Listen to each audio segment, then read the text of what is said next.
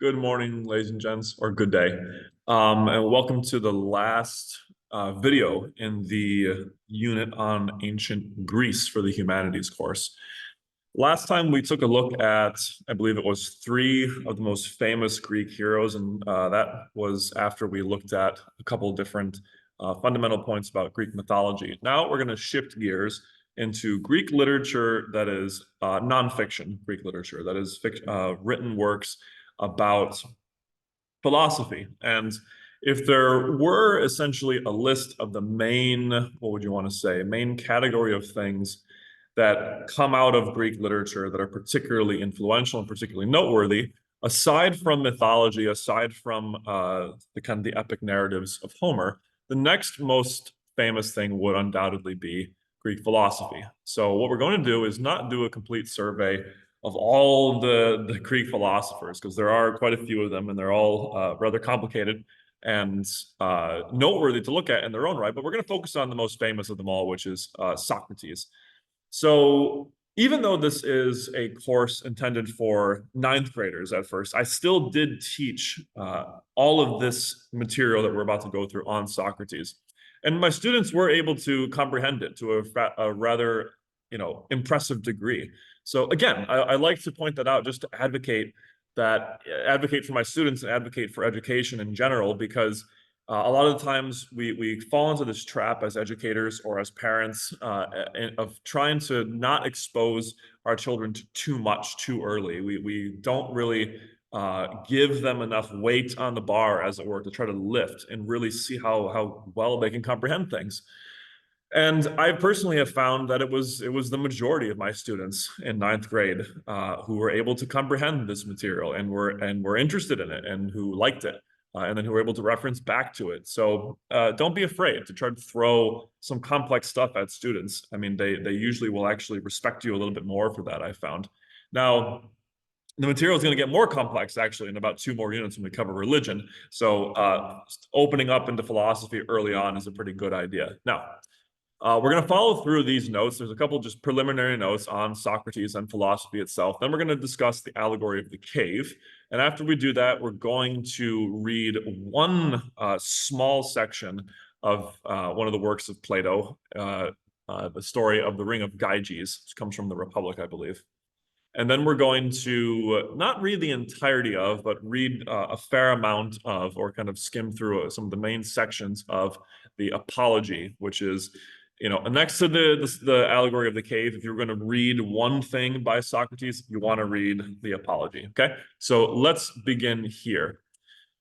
Socrates and Philosophy. We open up with that wonderful quote: "The unexamined life is not worth living." Really kind of encapsulates the spirit of philosophy as it is. If you're not examining your life, you're not thinking about life, it's not really worth it in the end. So you want to be able to, and you want to be able to, and you want to encourage yourself to keep examining your life at every level. So what is philosophy, right? That's an important point right off the bat. Sometimes you'll hear people say, my philosophy is this, or my personal philosophy is this. What does that mean? Well, as we always should, especially in a humanities or an English class, we should always look at the roots of the word. What does the original word mean? Philosophia or phileosophia. Phileo means love, or kind of brotherly love or affection, right? Friendship in that sense.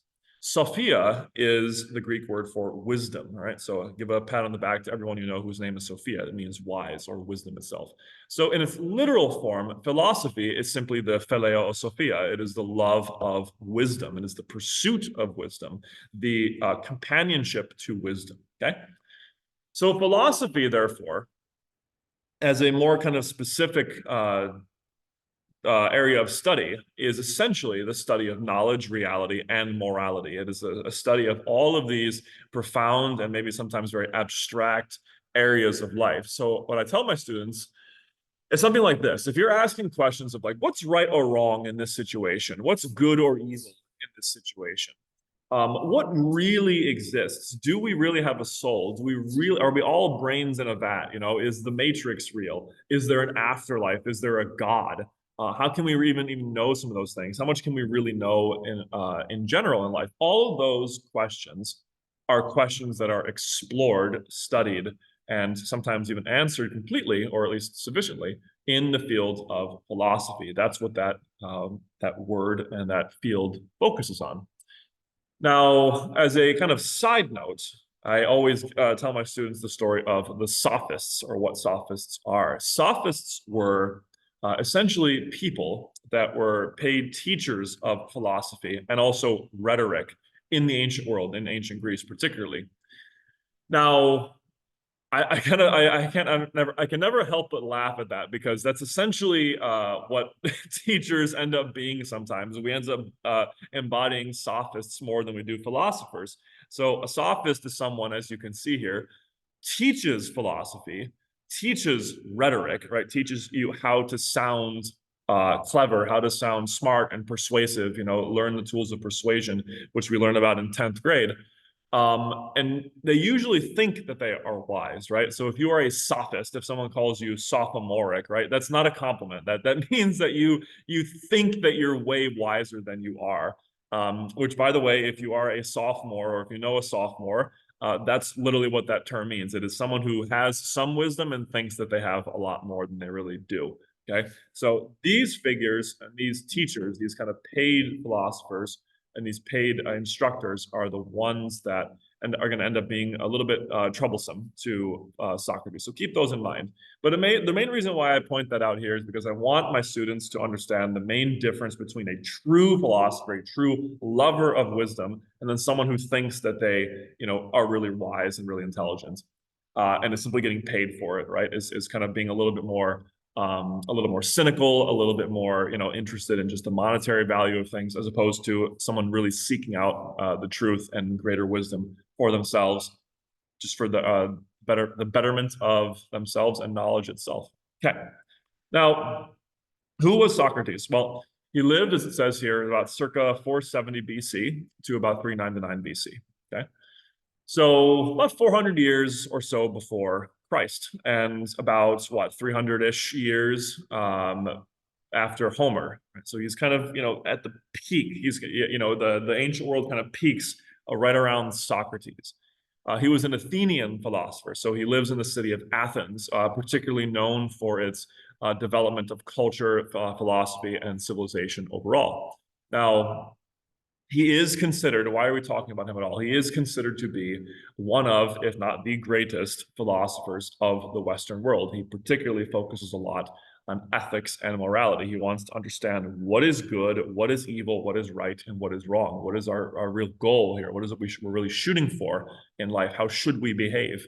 So because of this, and because of a couple other innovations he made in the field of philosophy, he is considered the greatest. Now, of course, us looking at him, 2,500-ish years later, is he in fact, did he have all the elements of truth in his philosophy? No, not at all. Did he have some very profoundly true things? Yeah, of course.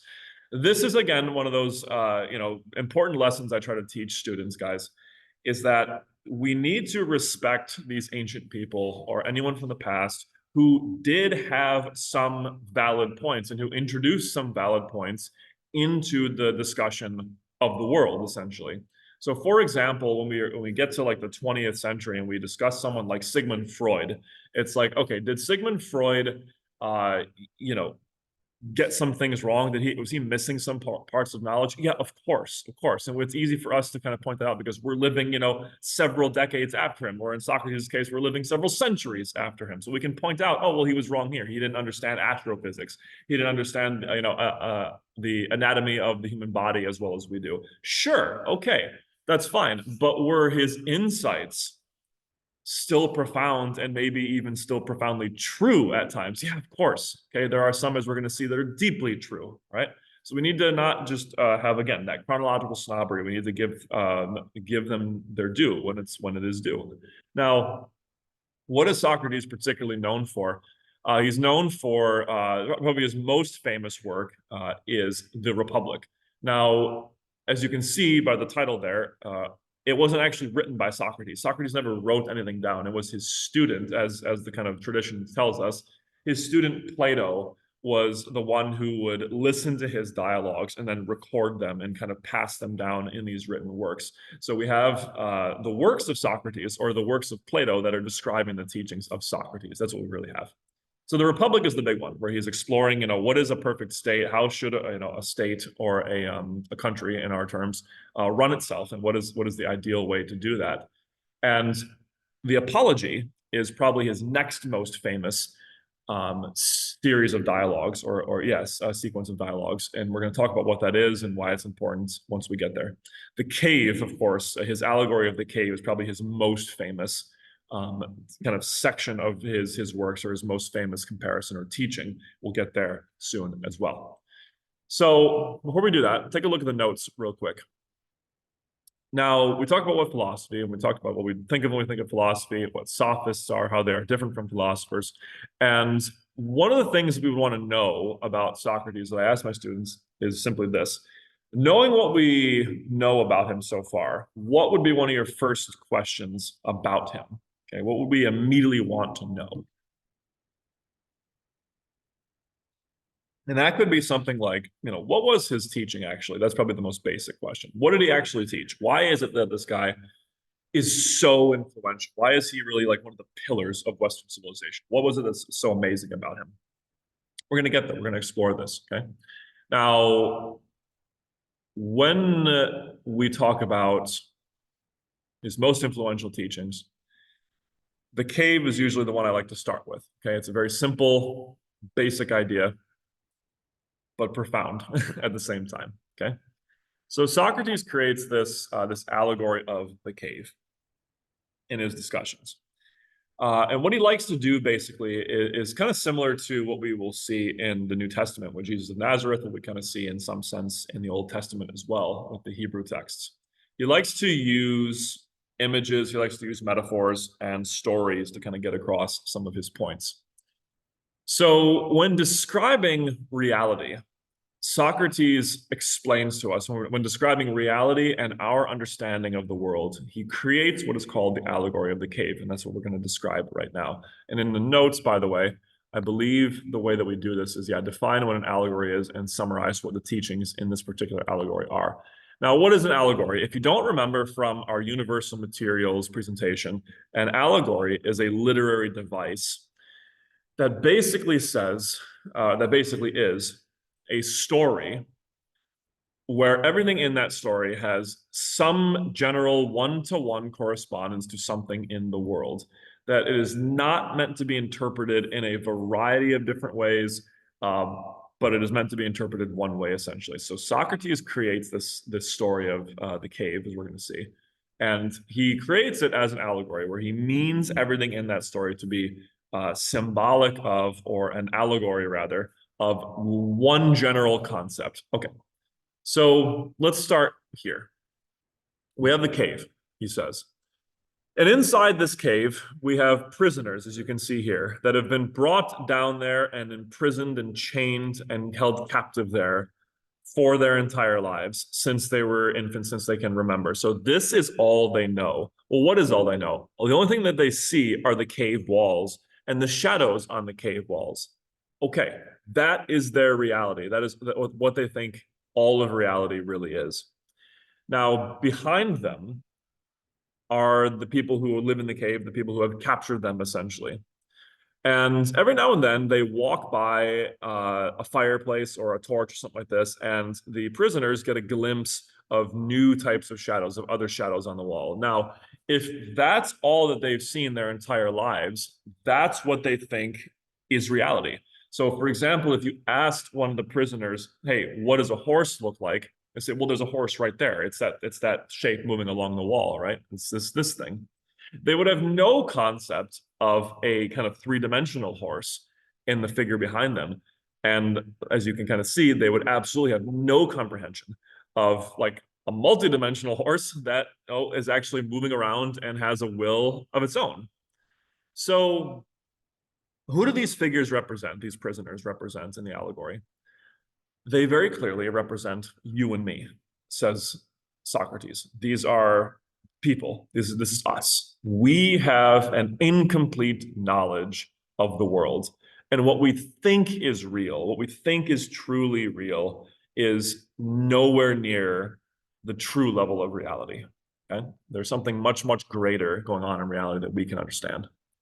Now, Socrates' story in the allegory kind of goes like this. He says, "Well, suppose that one of these prisoners, by whatever means, is able to get free." Okay, so he stands up, lets his chains loose, he turns around and he sees, lo and behold, the source of those shadows. He's like, "Oh, okay."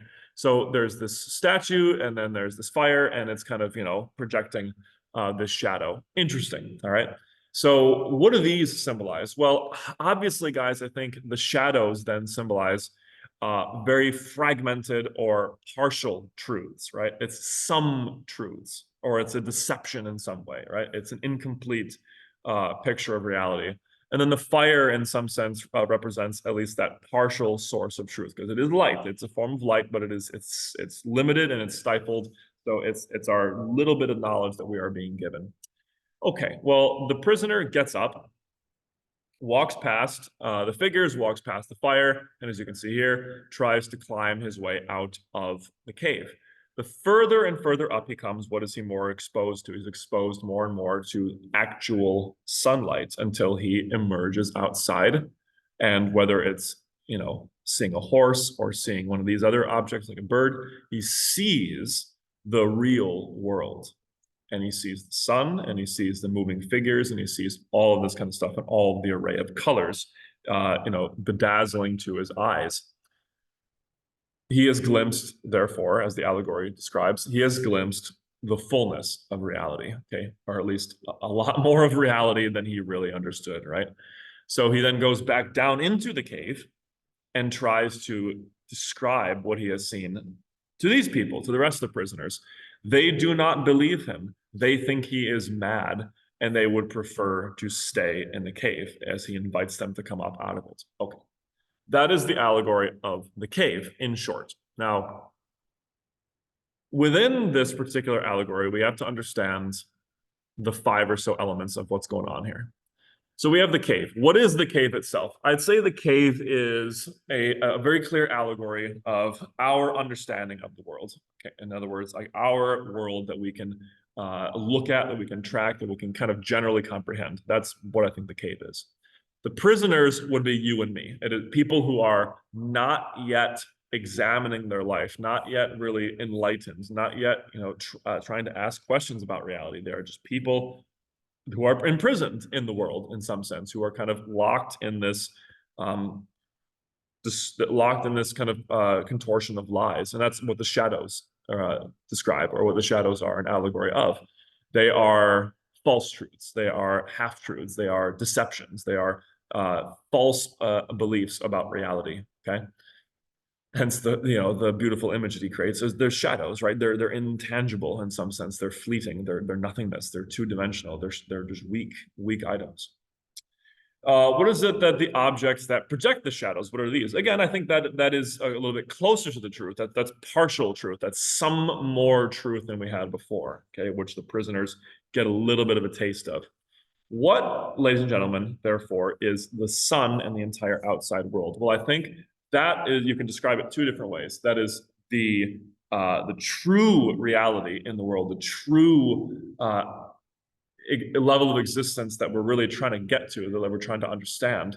And the sun, I think, as Socrates probably would phrase it, is the good itself, right? This is the good, his main goal in life, which we're going to describe in a little bit what that is.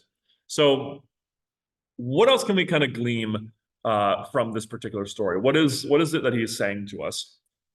Number one, the really basic one, is that our perceptions about what really exists or what really is in the world are sometimes false, and at best they are incomplete, right? We don't understand as much as we really think that we really understand.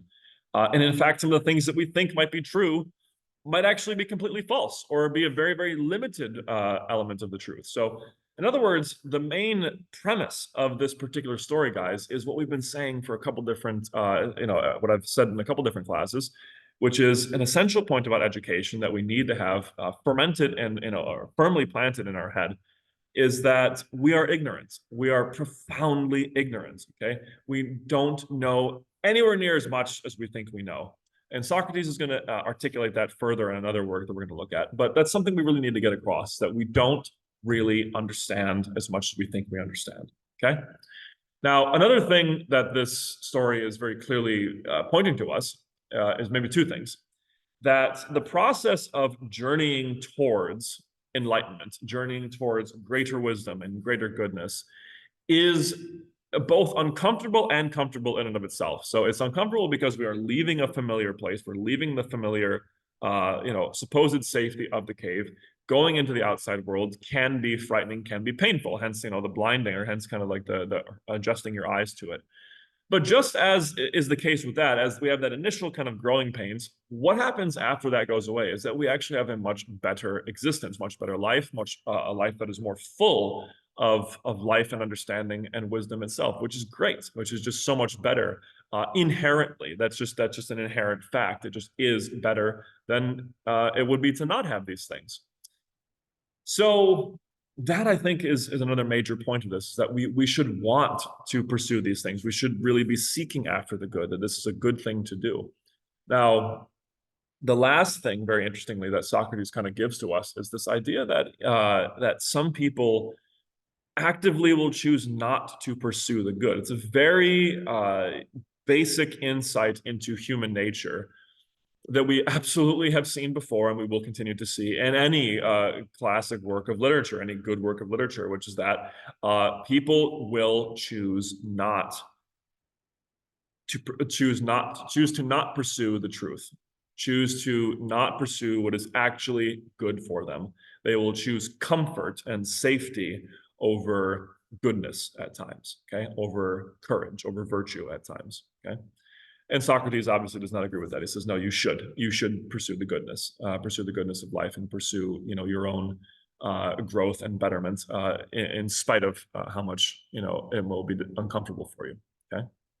Now, that is essentially what his goal in life is, as Socrates kind of tells it to us. His main goal about the purpose, in terms of the purpose and the meaning of life, is as it describes here. The best and perfect moral action, the best state of being and the best understanding. That is what he means by the good. We need to pursue a life where we will be acting as morally as we could possibly act. And we could be existing at a level to where we are as good as we could possibly be. And also we could understand as much as we could possibly understand. So moral character is huge in Socrates. He really, really emphasizes that, okay? Now, that is where he kind of gives to us what are called the three great transcendentals, which, if you're paying attention, you will have seen in my other videos that I'm going to put out about my own teaching philosophy, and you might have caught them on the back of my whiteboard behind my desk in the classroom. The three great Socratic transcendentals are truth, goodness, and beauty. Socrates believes that all of those combined make up what he calls the good. That is what we should be aiming for. We should be aiming for, number one, and they can go in any order really, but I like to start with beauty. We should be aiming for a life filled with the beauty of the world, filled with the vibrance that surrounds us, filled with gloriousness of creation and the gloriousness of our own artistic endeavors. That should be surrounding us. So in other words, you should surround yourself with music, literal arts. You should surround yourself with amazing, sculptures and kind of works of art created by places. You should, work and create a home that is just enriched with beauty. You should do that with yourself too. You should try to make yourself more beautiful, not in a grotesque, Frankenstein Hollywood kind of way, but you should try to keep yourself healthy. You should try to keep yourself, well cleaned. You should try to, just make yourself more attractive, make the world around you more attractive, all this kind of stuff, because it all just enhances the experience of life. You should, of course, seek after goodness itself. You should seek after the virtues, which we're going to talk about in a minute, the virtues in your own character. You should try to be a wiser, more courageous, more kind, and compassionate person in general. Okay, you should be a more just person, a more fair person. And of course, finally, but not, least importantly, you should seek after the truth. You should be honest, you should be humble, and you should be always looking to learn up until the very last day of your life. You should always be seeking after these things. That combination of those three transcendentals is what Socrates refers to as the good. That is his goal and purpose of life, is to pursue that state of being. Okay. Now, this, as it says, this perfect state of being is the goal of philosophy and life for Socrates, and it's, as we said, typically made up of four virtues. So, what are these virtues? We're going to see these again, by the way. We're going to refer to these again when we get to the medieval era in Dante. These cardinal virtues or classical virtues are as follows. Temperance is the first one. Temperance is a fancier way of meaning self-control. You want to be able to control your passions, control your desires, control your fears, and control your instincts, right? So Socrates and the Greeks are big on temperance. Like when we get to in ninth grade, when we get to discussing the Odyssey, you'll see that that becomes a very common thing that Homer just hammers home to us again and again and again. You need to control your passions. You know, men, you need to control your sexual urges. You need to control your hunger. You need to control your desire for drink. You need to control your anger. You need to control these things. So the Greeks and Socrates, therefore, see that within us are many, many different forces kind of pulling us in different directions. And he says, you need to act with reason and you need to exert your willpower over those things and control those urges. Next, he has prudence, which is, we're kind of going from least important to greatest, by the way. So least, but not, not that it's not important, but it's the least important of the four, is self-control. Then he says the next one up is prudence, which really, again, is a fancy word for wisdom. You need to have wisdom to discern what it is that's going on around you. That's really kind of what we should understand as comprehension that we talked about in our essay video. You need to have the ability to comprehend the situation around you and discern and be able to tell what is the actual right and moral way to move forward in whatever complex situation you're going to be in, okay? Because we love ethical dilemmas. We love ethically complex things to solve in philosophy and in life and in stories. Socrates says prudence is what will help you be guided through that. Now, the next most important one is fortitude. Okay, we need to have fortitude, which is, again, a more poetic way of describing what we mean by courage. You need to have the courage to do what is right, irrespective of what will happen to you. Okay, so you need to have the courage to stand up for what is right, to tell the truth, to say what you think is true, and to actually act that out in the world and in your life, however small, however grand, whatever consequences, big or small. You need to have that courage. Now, again, Socrates points out, as do all the classics who talk about this particular virtue, that does not mean having no fear. Okay, that's not what that means. People who are the most courageous are not, are not people who have no fear. Of course, they are people who do have fear, who have just as much fear as you or I, but they have the willpower and the ability to act in spite of that fear. So even, think back to the hero's journey. Even though we are afraid to go on the hero's journey, these people still choose to do the right and moral thing. That is what we mean by courage. Now, the chief virtue that the ancients, and particularly Socrates, focus on is, of course, justice, right? But what we mean by that is not like how we typically think of, like, justice in court, justice is blind, all this kind of stuff, enacting the right laws in the right situation. That's not entirely what it means. It is, in the ancient mindset, that means doing what is fair and what is right in a particular situation. That's what justice means. It is not fair that if I go and kill your brother or whatever, then I get to just kind of go off without any consequences. That is not just. There needs to be justice for what has just been done. It is not just if I have, in my family or in my workforce, if I am, being slowly given more and more money than everybody else for no good reason whatsoever. That is not just. It is not fair. Okay, it is not fair if I go and steal, Grandma Josephine's, pocket full of coins down the road and then never, give anything back to her and give anything back to anyone else. That is not just. We need to actually enact some form of fairness in what's going on there. Okay, so understanding what is right and what is wrong, being able to act on that, having the wisdom to discern what is right and wrong in a given situation, and also having the ability to control your own passions and your own desires. That is the collection of what we call the cardinal virtues that make up the good in Socrates' philosophy. Okay, now we're skipping ahead a little bit. So an interesting question I always ask my students is, what could be one benefits of trying to attain this in life, trying to attain the good?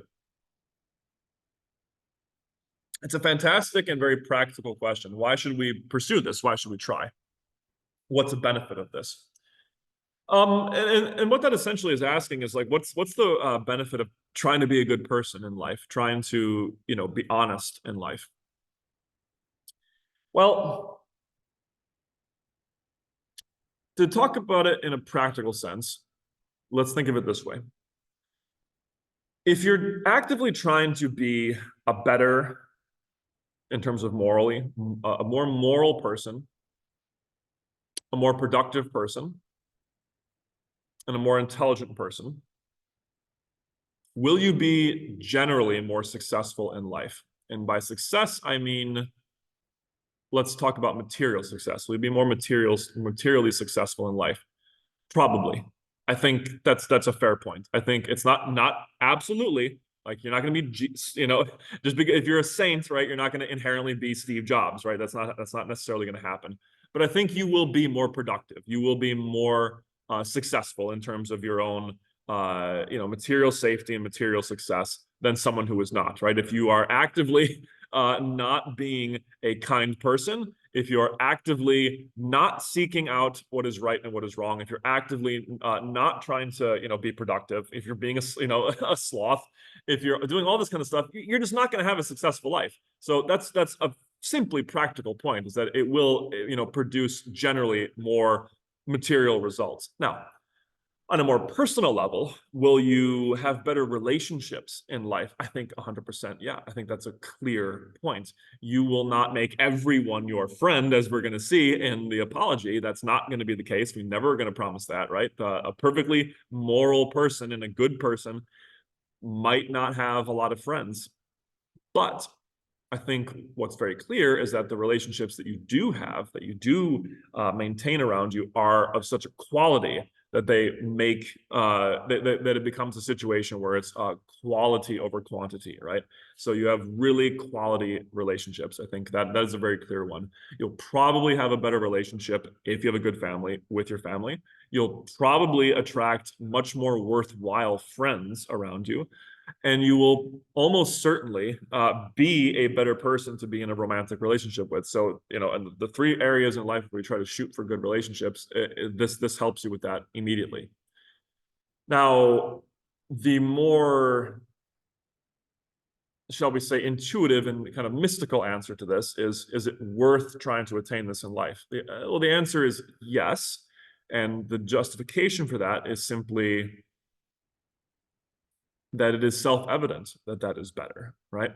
To be good, to be wiser, these things, ladies and gentlemen, they are just inherently better, all right? And there is no clear explanation. It's like trying to explain, why eating ice cream or strawberries is more enjoyable and good than eating poop, right? It's like because it tastes better because it's like sure, but like it just inherently the experience is the reason in of itself.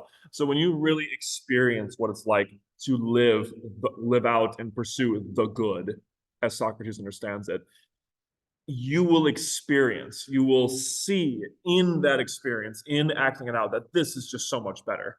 And if you try to articulate why that is, it might sound, it'll fall short. That articulation will not sound as appealing as the experience itself. So one thing that I think we need to understand here is that, and it's a really important thing to understand sometimes for our own general education overall in life, is that it's worth doing this just because of the simple, what's called axiom, the basic truth that we can't really argue against, that just being good is better. Being a moral person is better than not being one.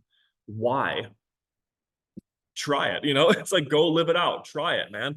It's like, it's just that kind of self-evidence. It's essentially like asking, is it better to be dying or to be at the peak of your life? It's like, of course it's better to be at the peak of your life because it just inherently is better. It feels better, all that kind of stuff. Okay. So we're going to take a little bit of a jump. We broke the routine here, I think. Or actually, it's out of order. Look at that. So the Ring of Gyges. Okay. So the Ring of Gyges is the first actual piece of writing we're going to look at from Socrates. Socrates, and it comes from a dialogue that he has with a character called Glaucon, who is a typical guy that he is usually debating with. Let's look at the preview here that we get for the actual text. It says, Glaucon disagrees with Socrates and insists that justice and virtue are not, in fact, desirable. Now, that's an interesting point of view. So Socrates says, like we just said, justice, virtue, all good. We all want to pursue them. Glaucon says, no, not everybody will want to pursue these things. In support of his claim, Glaucon offers the following story, which suggests that the only reason people act morally is that they lack the power to behave otherwise. Okay, so Glaucon says, no, Socrates, I disagree with you that everyone will try to be good and moral. I disagree with this because I think the only thing that really is keeping people in line is the inability to do otherwise. So that he's basically saying, if we had the power to behave immorally, most people would do it. Okay. Take away the fear of punishment, and the just and the unjust person will both behave in the same way, unjustly and immorally. So in other words, Glaucon is arguing that if we give everyone the opportunity to cheat, for example, they will cheat.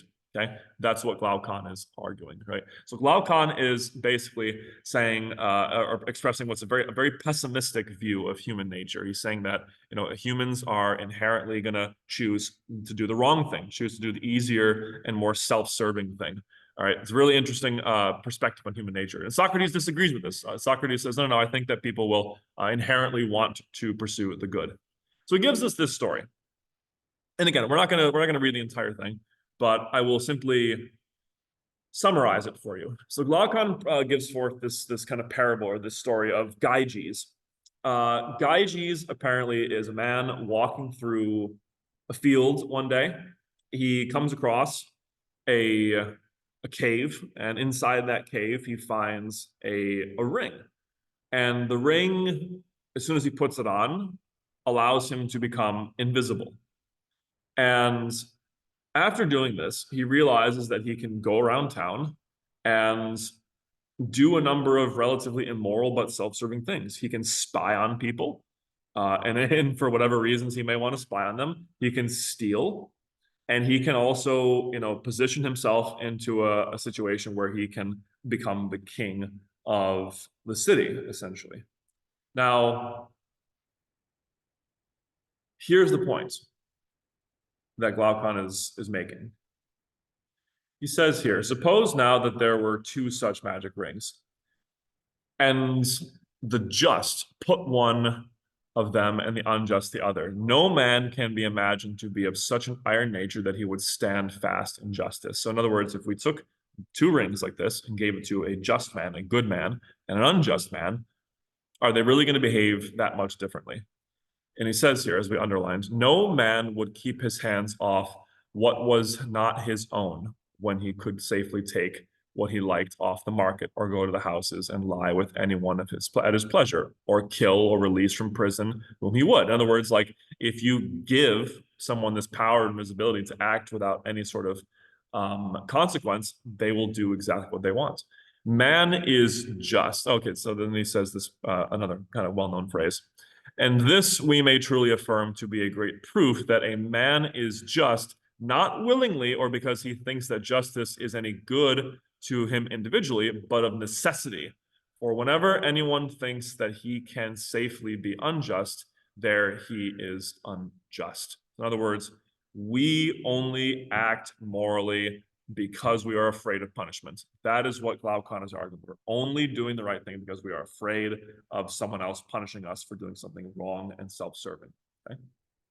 Now, to end it off, Glaucon says, if you could imagine anyone obtaining this power of becoming invisible and never doing any wrong or touching what was another's, he would be thought by the lookers on to be the most wretched idiot, although they would praise him to one another's faces and keep up appearances with one another from a fear that they too might suffer injustice. Okay, so in other words, yeah, people will be afraid of him, and people will not act morally around that person either. So let's talk about this. We know about Gyges. We know about what he finds. Number three, why is this a negative thing? Why is this thing so bad? The ring is bad, according to Gyges, because it removes personal responsibility. It removes from a person the fear of having consequences for their actions. So if you take away the notion of any kind of consequences, Glaucon argues that a person will do whatever they want, will do some really terrible and unjust things. Okay. Now, number four, based on this, how would you summarize his beliefs about what people will do with power? Well, of course, Glaucon's point is that people will abuse power. People will act unjustly if they are able to with this kind of power. Number five asks, how are his beliefs different from Socrates' beliefs about how people will do with power? We'll take a look at what Socrates' position is here. We said Socrates disagrees with Glaucon. So he says, no, Socrates believes that people will pursue justice in and of itself. So according to Socrates, he says, if we were to give out these rings to people, Socrates thinks that no, some people will continue to do what is right and just. Glaucon says, no, they won't. Everyone's going to do exactly what they want for their own point, for their own desires. Now, you tell me in this particular, if you're filling out the notes with us, who do you agree with? Do you agree with Glaucon or do you agree with Socrates? Do you think that the majority of people will act unjustly or do you think that the majority of people will act justly? It's an interesting debate essentially about human nature. Now, I'll leave it at that. I'll let you decide. But what we can see here is a couple interesting things. We can see obviously how Socrates is thinking here, or what it is that he's thinking about, and what sort of issues that philosophy can raise when we're discussing something like, as we are here, human nature. Okay, we're discussing how will people truly behave, and what are people truly like. And this is going to be a major issue, as we're going to see in religion, and it's also going to be a major issue in not only the medieval section, but also in the Renaissance. I'm sorry, not the Renaissance, but the Enlightenment. When we get to the Enlightenment, we're going to see that this same question is going to be brought back up and debated again in the more modern European context. So the question of human nature is is going to haunt us for quite a while. All right. Now, again, give us your thoughts. Tell me what it is that you particularly think about that. Who is more correct? Is it Glaucon or is it Socrates? And that tells you a lot. That tells you a lot about yourself and how you think of humans in general. Something interesting that I like to point out to my students is if they side more with Glaucon, I like to ask them why. Why do you suppose this? What reasons do you have to believe this? And usually people will draw on their own experience. They will say, well, I know that I would do that, or that I know that other people that I know would do that, or I have seen people do that, right? Or maybe they just have some intuitive sense that I don't really think many people would do the right thing. It's an interesting kind of sequence of reasons they're giving. One reason is because of their own sense of themselves, their own intuitive distrust of themselves. Another reason would be because of what they have seen. Another one would be just kind of this intuition or this intuitive expectation of human nature. Whereas some people would say, no, I agree with Socrates because I don't think I would, actively do that. I try to seek out what is good, even if I'm not going to be punished or rewarded for it. Maybe, or because you've seen other people do this. Yeah, again, it's an interesting exploration into human nature. Now, we come to the apology, okay? The apology of Socrates. Oh, and by the way, for those of you, those nerds of us who did not notice, the Ring of Gyges, obviously, I think is one of the many inspirations for, as you can see here, the One Ring and the Lord of the Rings, the ring that can turn you invisible and lead you to some pretty negative consequences. Okay, that's what we're going for there, or what I think inspired J.R.R. Tolkien just a little bit. So the apology of Socrates. Okay, now to set it up real quick. The apology is the one thing that I tell people. If you read nothing else from ancient philosophy, just read the apology. It's really one of those essential top 10 must-read things of your life. Before you die, got to read the apology. We're not going to read the whole thing. It's relatively long, but it's easy to find online if you just go, search the Apology of Socrates PDF. It's pretty easy to get. But what is it? It's his last speech. It's his last dialogue, his last discussion before he dies, before he is executed by the Athenian ruling class or by the Athenian courts. Okay. Now, let's talk about why real quick. So the trial of Socrates takes place, it says here, in 399 BC in the Greek city of Athens, when he was accused of, number one, corrupting the youth, and number two, not honoring the state gods. During the trial, he presents his own defense and explanation in answer to the charges against him. The trial was apparently recorded in writing by Socrates' student, Plato, and lives on as one of the greatest works of philosophy. It is not literally an apology or an explanation in the face of criticism. The word apology derives from the Greek word apologia, which literally means a reason or speech in one's defense. Here, Socrates illustrates his teachings on wisdom, life, and death. Okay? Below, we have excerpts from this. So it's an important thing to understand here.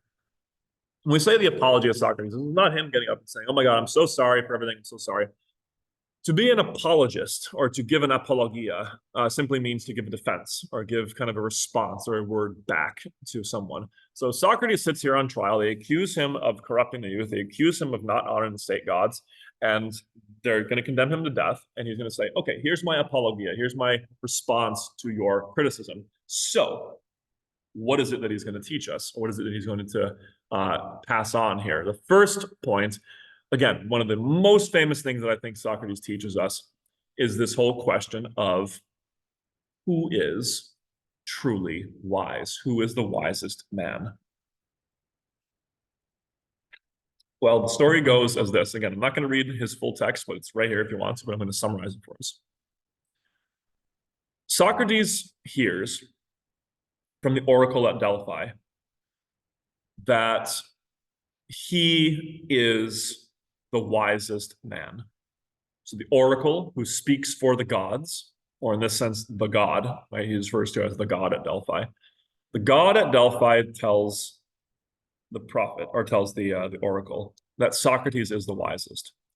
Socrates hears this, and he immediately does not believe it. He's like, "No, there's no way. There's no way, because I don't think that I'm that wise. I don't think I'm that intelligent."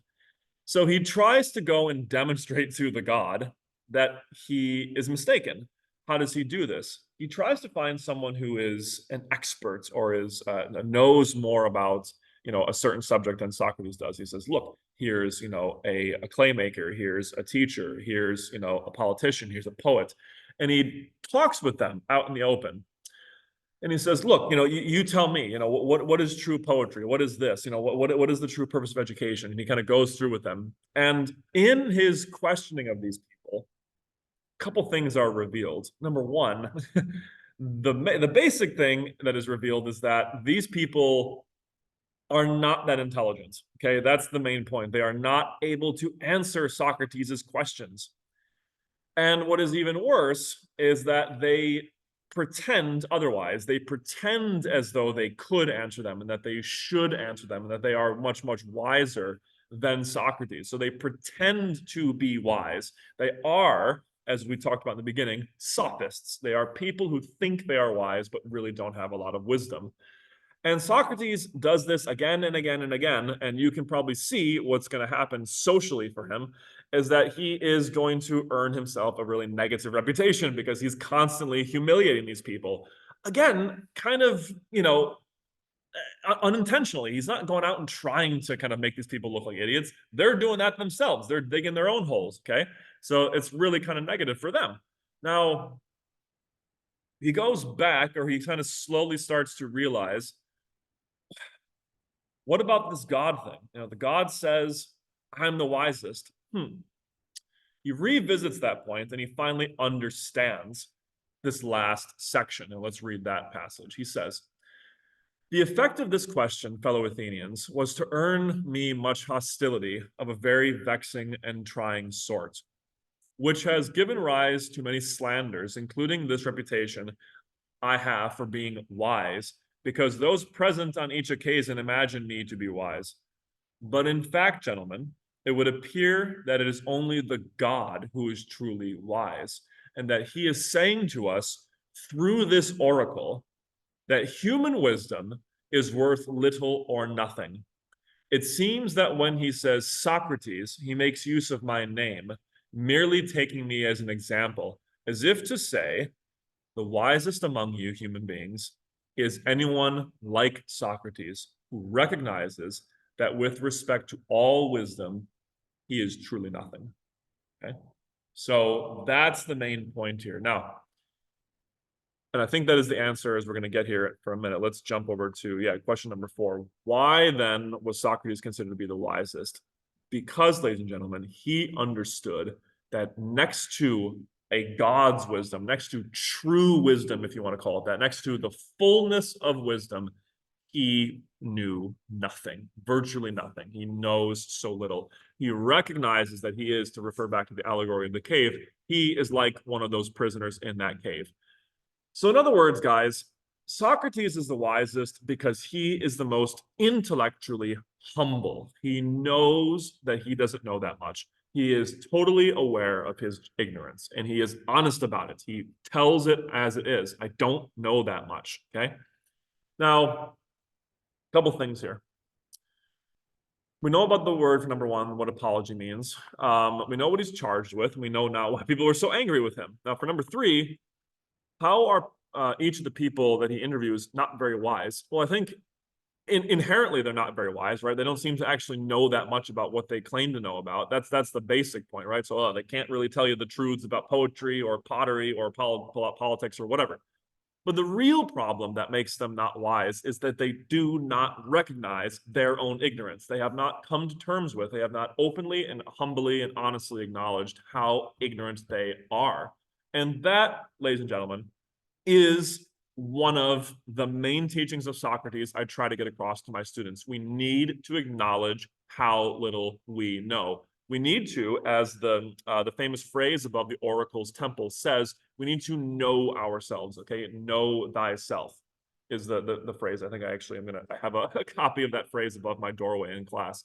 You need to know your limitations. You need to know the truth about yourself and your own ignorance. That is the beginning of wisdom. Okay. Now, interesting points here. Socrates' tone. How do you read his tone here? A couple different things you could say about him. He is not being arrogant. He's not being kind of boastful here. He's being very, in an interesting contrasting way, he's being very humble and very gentle and honest, but he's also being very, what do you want to call it? Prying. He's not letting the issue go. So it's this very elegant kind of combination in his tone of force, of energy, but with humility behind it. He's a very controlled, steady pace kind of a tone here. And how does that actually characterize him as a person or as a character? It characterizes him, in other words, as all of those characteristics. This is a trick that I use with my English students. So if you describe someone's tone, that can immediately be transferred onto their characterization. So if you are someone who is speaking in this very, elegant, precise, but very humble tone, that therefore defines you as someone who is elegant, humble, and honest, okay, and refined. Okay, so good for Socrates there. Okay, the gadfly. Passes about the gadfly. This is where Socrates gives us another kind of metaphor to work with. He describes himself as like a gadfly on the city of Athens. And he describes Athens as a city, as being like a horse, a great animal, a great beast that just lays around all day and doesn't move, doesn't prance around, doesn't eat, doesn't mate, none of that stuff, just sits there and grows fat and old. Whereas he sees himself as like a gadfly that will kind of go and rest and irritate that beast and make it get up and move a little bit. So in other words, as number 5 is asking, in this metaphor, which animal is Socrates, which city? What role, therefore, does Socrates believe he must take in the city? Well, you can kind of see the metaphor. What is going to happen to the animal if it does not move? It's going to die, right? It's going to remain stagnant, as we talked about in the hero's journey, right? Stagnation only results in death. There is no middle point. There is no just staying the same. If you stay the same, you're going to devolve, you're going to degenerate and eventually die. He does not want this to happen to the city. So he, of course, needs to bother it. He needs to wake it up. He needs to question it. He needs to poke it metaphorically so that it will get up and it will actually become more active intellectually, virtually, and physically, right? He needs to get it a little bit more awake. He believes, therefore, that he must take that role, that he is someone who has to wake everybody up and give everyone a little bit more zeal about life and about goodness itself. That's what he's doing. The problem, of course, is, as we can see, is that he's going to irritate people. A lot of people don't want to be kind of poked out of their stagnation. They like staying in their little hobbit holes in the Shire. They don't want to be bothered. And so what are they going to do? They're going to kill him, right? They're going to put him on trial, essentially. They're going to call him like an enemy of the public and all this kind of stuff. When in reality, guys, of course he was not. Of course he was not. He was not dangerous insofar as, someone who tries to help society like that is dangerous. Not at all. Now, he, of course, is given an alternative. The court of Athens says, look, why can't you just shut up, or why can't you just go live in exile? Like we don't have to kill you, right? We're going to kill you if you don't stop this. So you can just go live, on some island in exile away from Athens, or you could just shut up. And he explains to them this essentially, that if I were to stop talking about what we've been talking about, goodness, virtue, beauty, truth, all this kind of stuff, then that would be no life worth living, right? To stop thinking about these things, to stop pursuing these things, talking to people about these things, to stop teaching these things to people, that's not worth living, okay? Now, in other words, guys, for number 6 here, what would he prefer to do instead of remaining inactive? He would prefer to die. He says, no, I would rather die. Okay. That's how important he sees this sort of work. And that's something I sympathize with as a teacher, as someone who tries to communicate these sort of things to students, all right? That it is a profound thing that you are doing, that you're trying to really encourage people into achieving this kind of these higher pursuits in life, not merely the pursuits of achieving status in the world, of achieving a high, bank account number, or a high, gross income number, of achieving, whatever sort of material means that we sometimes consider success, but in terms of achieving a higher level of goodness in yourself. He sees that as a really worthy goal. And if you were to come to him and say, guess what? You can't teach that stuff anymore. You can only teach people how to speak well and how to make money and how to be a good politician. He's going to say, that's not worth it. That's just not worth it. Okay. And for someone who, as Socrates clearly does, who believes in, some people interpret this differently, but he essentially believes that there is a God that is making him do this. If you are going to then stop doing what the God has asked you to do, he says, I would prefer to be dead, because that's just not going to work out. That's not good enough. That's just not a life worth living. Okay. So kind of a foreshadowing point here. What does this passage show us that Socrates values more than merely being alive? He says, or he clearly is implying, pursuing goodness, being in communion with goodness and embodying goodness and teaching goodness, in other words, being good, is better than merely staying alive.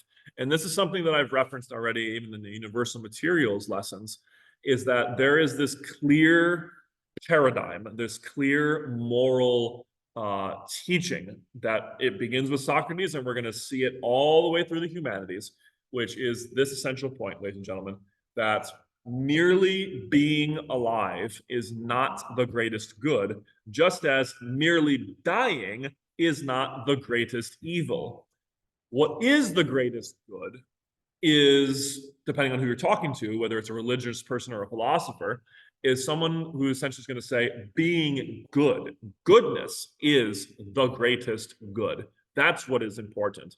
So you could, for example, have a person who is like Socrates, going to live until, a middle-aged, but is going to die early in the pursuit of trying to be a good person. Whereas you could have someone who's going to live to the age of like 90 and who is not pursuing goodness and who is just a complete scumbag and a liar and degenerate and all this kind of stuff. Which of those people has the better life? the really clearly moral answer, if anyone who has their moral sensibilities clear in their mind is going to point out, it's Socrates. It's someone who is living a good life. So we'll see this if when we read Antigone in 10th grade. Antigone is in ancient Greek tradition is faced with the same problem. Do you live out the morals of the gods, the justice of the gods, and die, or do you let those laws be flouted and live immorally, but live? Which do you choose? She chooses death. She says, I would prefer to do what is right and die than to simply live in this kind of evil, immoral state of being. Fantastic, fantastic point.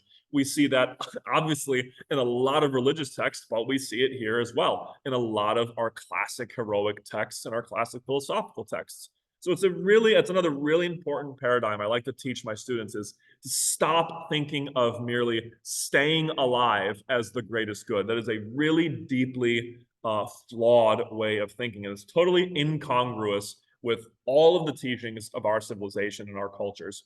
The more modern example, and we'll talk about this in a fantasy class, is of course someone like Lord Voldemort, right, in Harry Potter. That literally is the whole one of the major points of the Harry Potter series is that Harry, through the teachings of Dumbledore, needs to learn this essential points. And if you didn't catch that, by the way, my more advanced readers, Albus Dumbledore, Professor Dumbledore, teaches essentially in a very Socratic way. He tries to teach Harry that it is goodness and love that you need to pursue more so than just staying alive. And he tries to teach the same thing to Tom Riddle, Lord Voldemort, but he doesn't understand it. Lord Voldemort is a completely like anti-Socratic person who's like, I just want to be alive. I just want to have as much power as I do, and I never want to die.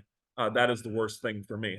And whereas Dumbledore says, no, there's so many things that are worse than death, right? There are so many things, like being evil, for example, being the person who murders children, be the person who lies and has no friends, all this kind of stuff. That is way worse than death. Okay. That all, I wouldn't say comes from, but it is found as early in our literature, early in our culture as Socrates right here. Okay. Now, finally, we come to his final words, his death. Okay. He's facing his death. He lays out another famous point or exploration here. He's facing his death. He knows that this didn't work, right? Like he gave his final appeal. He knows, yep, you guys still are going to want to kill me. Okay. So the subject of death, of dying, he asks himself and his audience, what should we think about death? Is death something to be feared? Well, we clearly are afraid of it. So why? And he puts forward this sort of equation. Let's think about this. We're going to die. Then what? Then what's going to happen? One of two things is going to happen after death, Socrates says. Either something is going to change in us, like in a positive way, where we are going to go somewhere. We are going to persist in some way. We're going to go, as what we usually say, into an afterlife, which is generally described as a positive place, right? I know that the Greek one is a little bit, it's iffy, which part of the underworld are you going into, whatever. But he generally assumes it's positive, right? It's better than what it is here. Okay, you get to go and be with a lot of other people and all this kind of stuff, amazing people. If we were talking today in a more religious kind of Judeo-Christian context, we would say, oh, we're going to heaven, right? We're going to purgatory, we're going to heaven, we're going to a much better place. That's one option. The other option is that nothing happens, right? Is that we just stop, being awake, essentially stop being conscious. And it's like a sleep, in other words. Now, Socrates interprets that as a generally good thing. He's like, okay. He's like, well, then, you shouldn't be upset about it because you're not even going to be aware that you're upset. You're just going to be nothing. You're just not going to be around. So either your consciousness continues or it doesn't continue, is what he says here.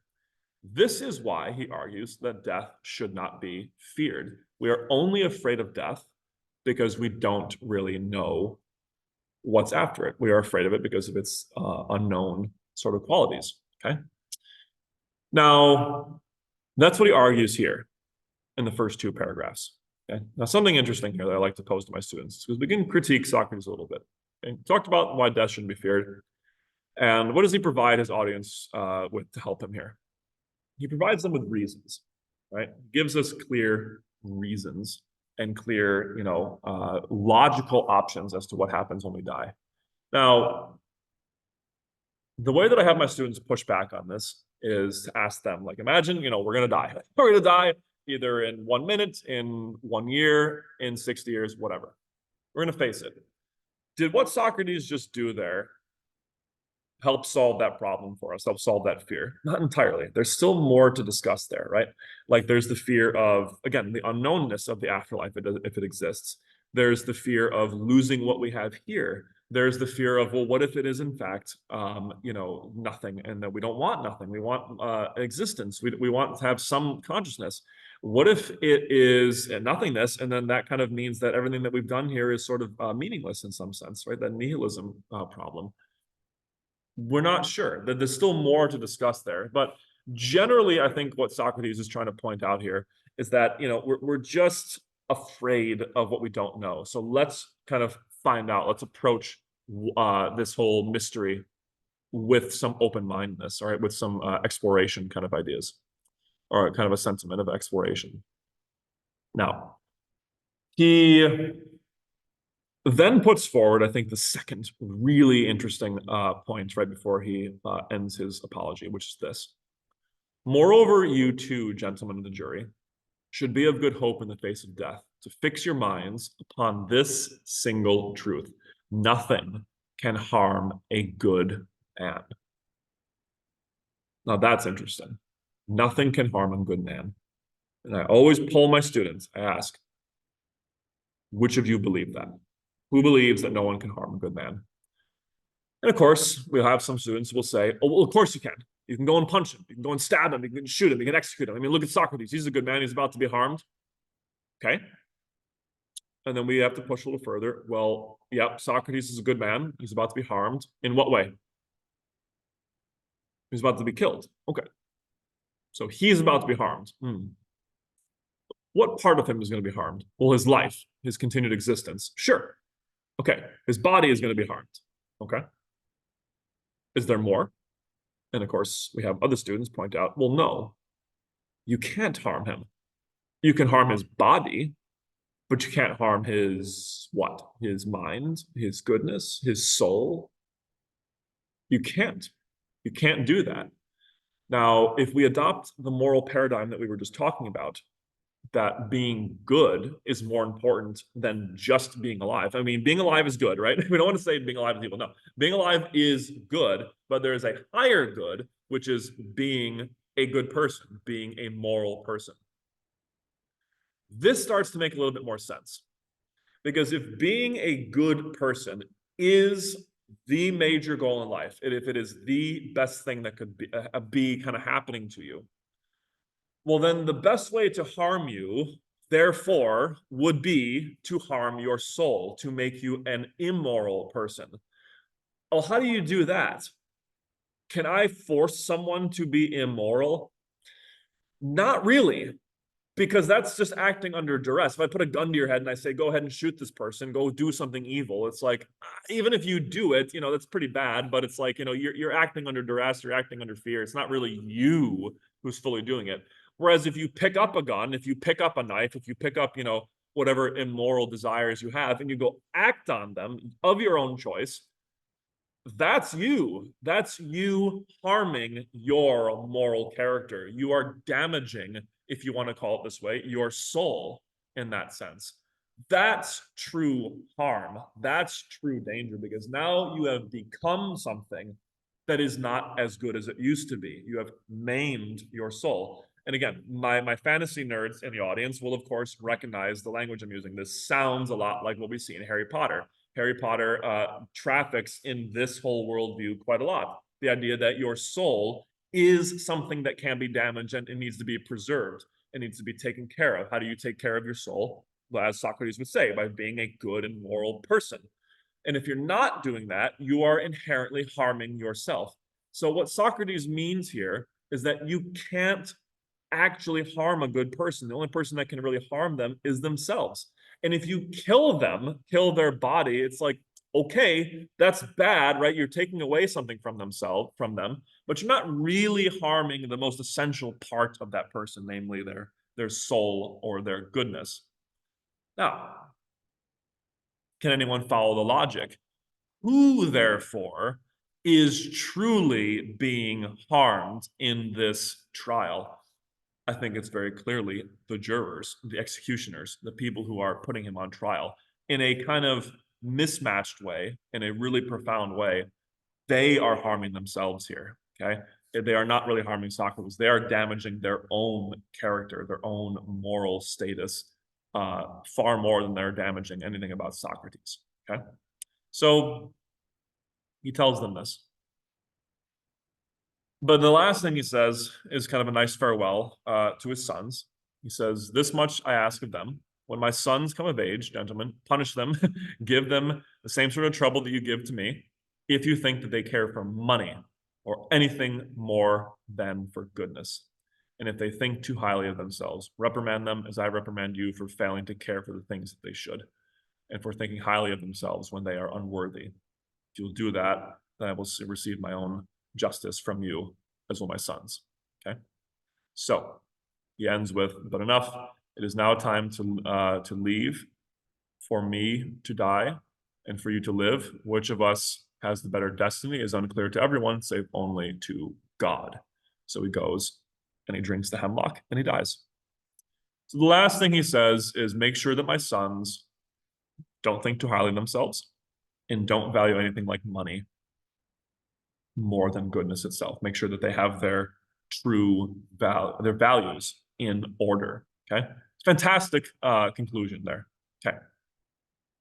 Now we covered all the questions. Those are all pretty standard. We did talk about all of them. Now, what I'd like to ask here is for my students to summarize of all those things we just talked about with Socrates, whether it's the Apology, the Ring of Gyges, or the cave.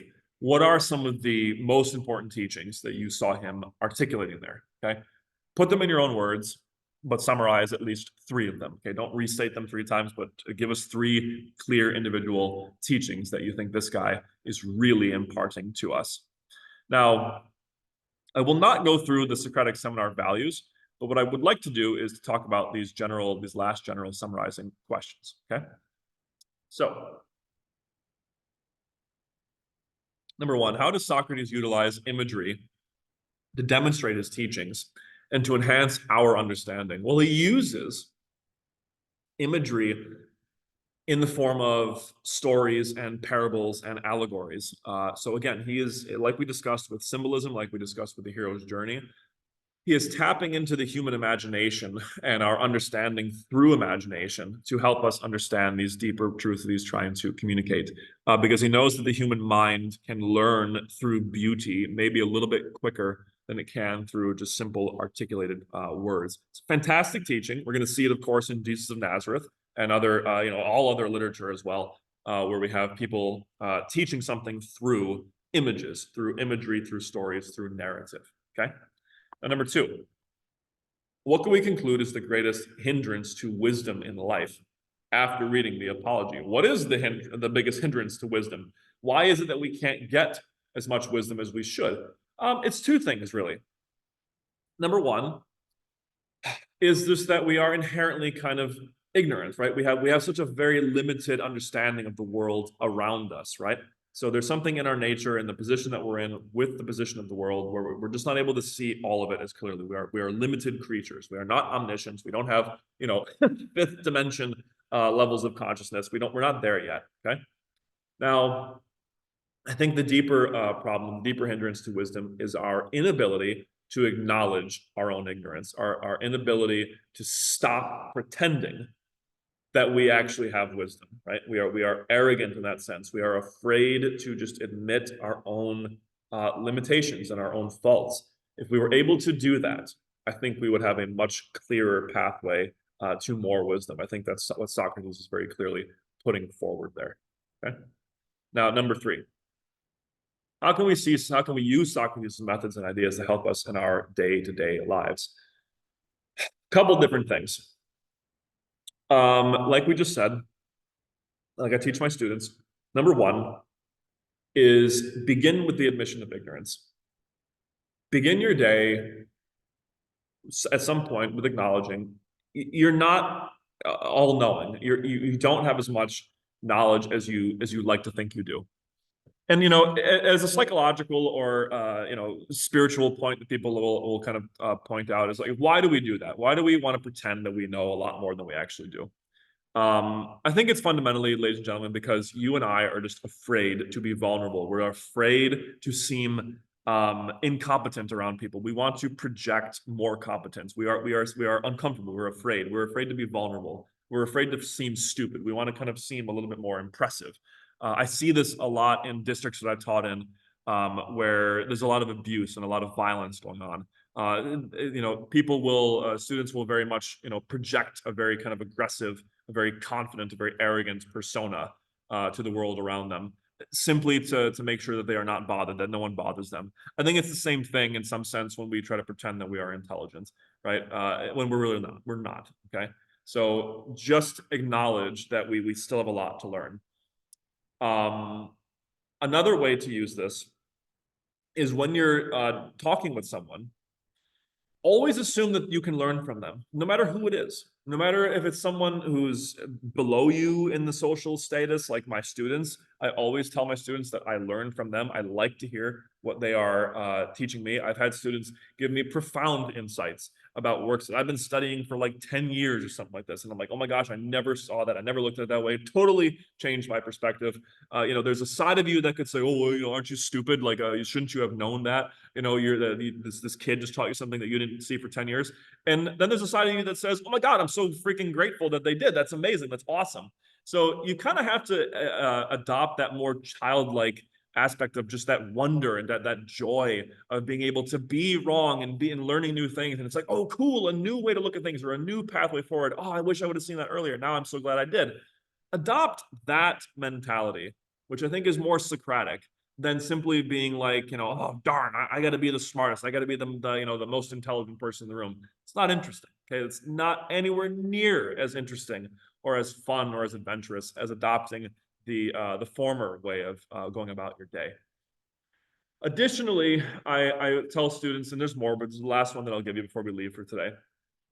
I tell students to look at the way that Socrates approaches his fears or his anxieties. So like his fear of death. He sits down and he acknowledges it, and he tries to actually break down, okay, well, what kind of situation could follow from this? I'm going to die. And then what's going to happen? Well, maybe nothing or maybe something. And then what is that something? And he kind of goes through it logically like that. What he is doing there, again, my counselors and my psychologists will recognize that. What he is doing there is simply a little bit of cognitive behavioral therapy. He's simply trying to talk through what it is that's actually going to happen here. He's trying to deal with that anxiety in a sort of logical way. Now, again, even if he were able to totally logically articulate it, is that going to make his emotions completely at ease? Not necessarily, but it's going to clarify a lot for him. It's going to make him definitely feel better. So if you approach your problems like that, that is very, very helpful. That's why I tell my students, whether it's in humanities, in English, in psychology, whatever, I tell them definitely want to try to be able to articulate your problems and try to discern maybe what it is that you could discern about them, whether it is what are the consequences of those problems, what are ways that you can solve those problems, why is it that those things are so frightening to you, what it is that you're afraid of, what is the worst case scenario. Having all those discussions, being able to deal with your problems in that way, I think is a really powerful tool that we see Socrates using here. So those are just some simple ways you could use him in your more practical, every day-to-day lives. Again, demonstrating to us that philosophy, is not as abstract and as as nerdy of a thing as some people like to think it is. It's actually incredibly useful and practical. Okay, so that, in short, is a brief kind of overview of Socrates in Greek philosophy. Now, we're done with ancient Greece. So we did a little bit of mythology, we did a little bit of the heroes, and we did a little bit of the philosophy. Now, we're going to move into ancient Rome, and we're going to spend about two videos on ancient Rome. And once we're done with that, then we're going to move on into religion. But that is all we have for today. And I hope you enjoyed. I hope you take away some of the wonderful lessons from Socrates and keep him in your minds and your day-to-day lives. Thanks very much. Bye.